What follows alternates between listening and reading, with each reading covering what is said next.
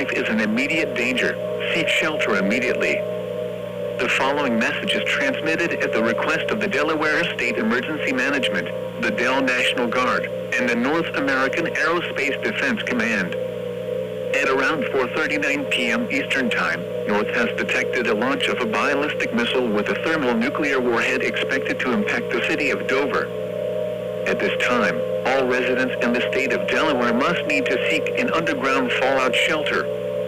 Gather food, water, clothes, medication, a battery-powered or hand-cranked radio with extra batteries, a flashlight, phones, and chargers for your stay at shelter. Do not look at the blast, as doing so will cause permanent blindness. This missile has fallout. Fallout is a byproduct of nuclear attacks. Prolonged exposure can lead to certain death.